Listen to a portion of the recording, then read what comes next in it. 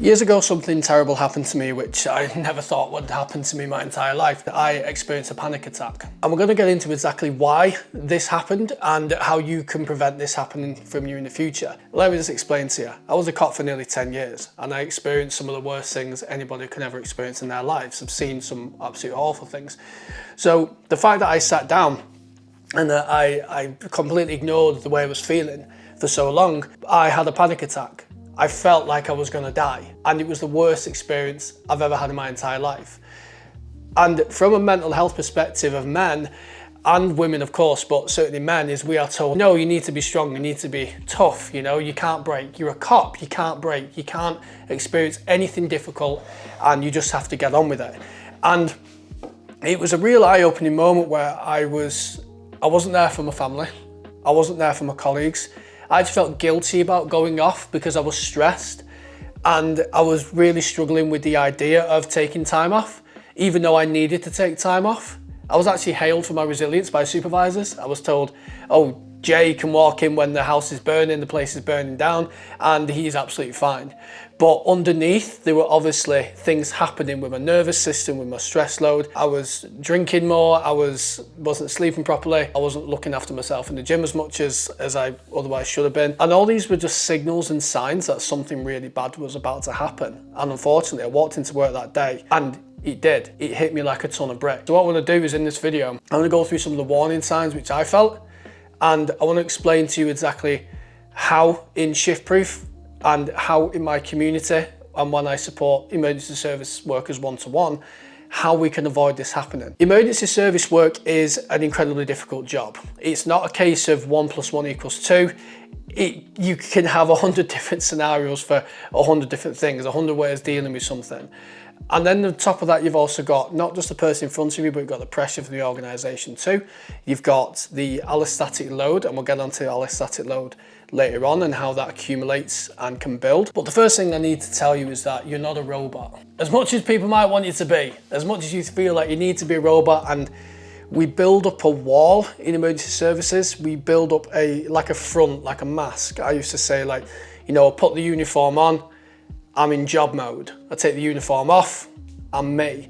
The issue is when you take the uniform off and you still are quite numb and blunted when it comes to emotion, because quite simply, as a survival mechanism, if you was to react and get upset at everything you deal with, then you would absolutely break. You'd break within your first day or your first week.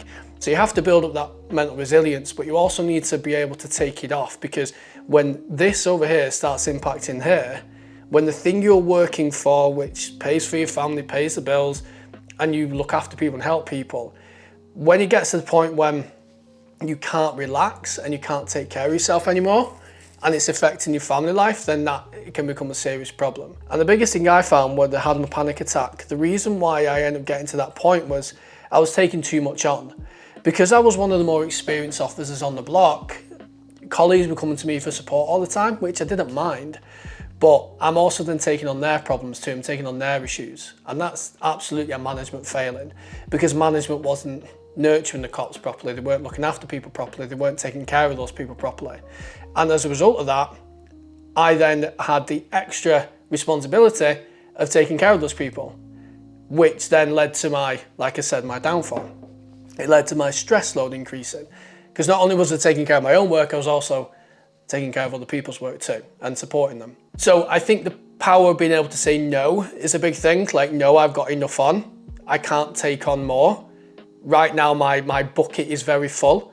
And until I'm able to empty this bucket a little bit, only then can I take on other people's burdens and questions and responsibilities too. So if I was to go back in and do it all again, I would say no. I'd be more selective, because you can't help everybody.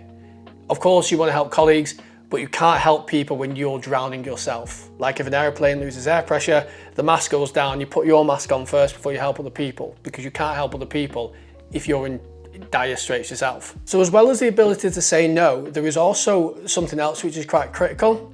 And this is something I talk a lot about in my ShiftProof program, which you can find in the link in the description if you wanted to join, is that you have to be able to decompress properly.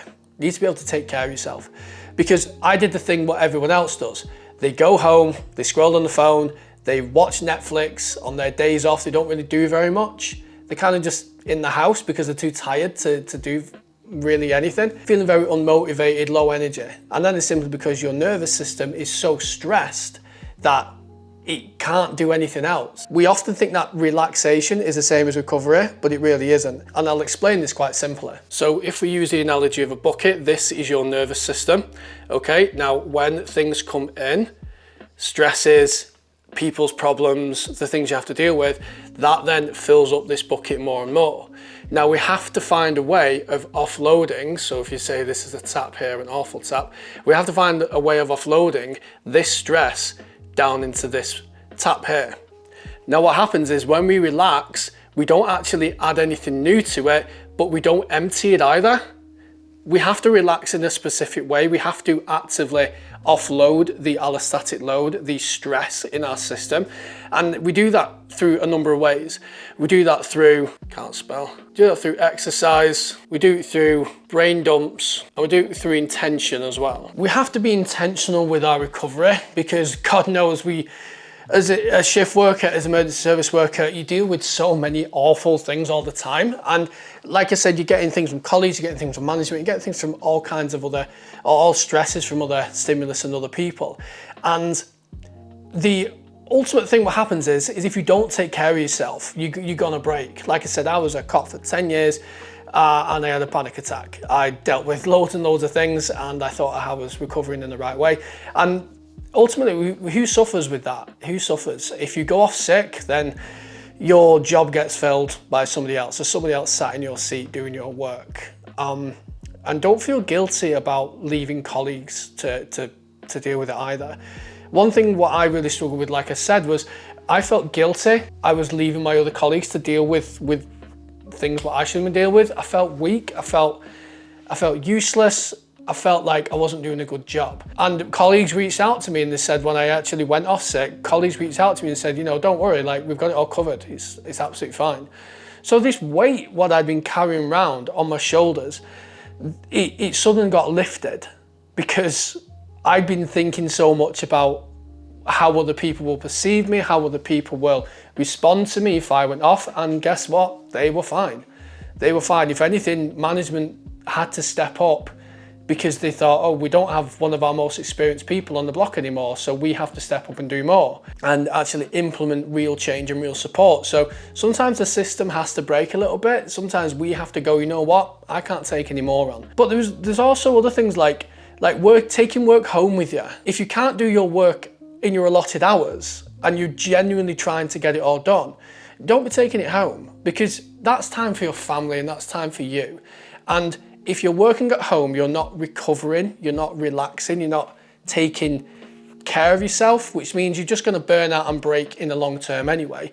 And it means in the short term, when you are going back into work, you're actually quite exhausted and you're more tired and more stressed as a result of not taking care of yourself and not spending that time to look after yourself. So taking work home, you are showing the job, you're showing the system that you are able to cope when you actually aren't doing.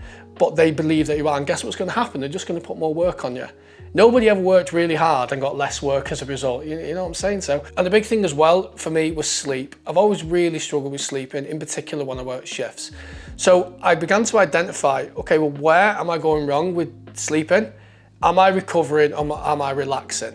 And again, this was a big thing of being able to say, okay, well, rather than sit at night on my phone, watching YouTube or whatever, and then I go straight to bed, actually taking some time away from screens and being intentional with my recovery. So I started putting my phone away. I started reading books instead. I would have a dim light on. I would maybe take a bit of magnesium and I would listen to some relaxing music, turn the lights down, and even just have a conversation with a partner as well. And this is another thing, it's having a good support network around you. It doesn't have to be anyone in the job, it doesn't have to be a partner.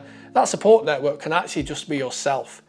And you could leave yourself a voice note, you could journal, any way you can to offload this allostatic load, these stresses as well, and just to relax yourself with a bit more intention. So one thing I like to talk about in the Shift Proof community is you're not broken if you need to talk to somebody. And what I like, what's happening now is over time, it is slow, but it is slowly getting there. is we are starting to understand the stress and the PTSD and the effects of not just emergency service workers, but shift work as well. Working nights, the effect it can have on your brain, the effect it can have on your body, your metabolism, your circadian rhythm, everything else which comes into play when it comes to shift work. And I've heard some absolute horror stories online of real, hardened cops, even guys like that and women like that who've said, I had a breaking point too. And this is the key thing I want you to take away from this video, is that the body will keep score of everything what's happening, whether you ignore it or not. The body will keep score, it will keep track of the things you deal with, the sleep, the lack of sleep, the eating the crap food, the not seeing friends and family, the not seeing the daylight. One thing for me was like, I would go days without seeing my family, I would go days without seeing my son, and just emotionally that would take a toll on you. And of course you can bury it, you can go, okay, well I'll see him in a few days.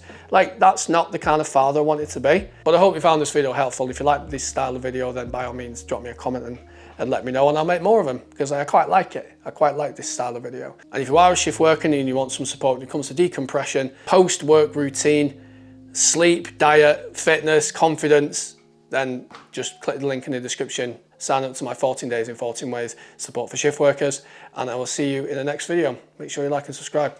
Until next time, see you later.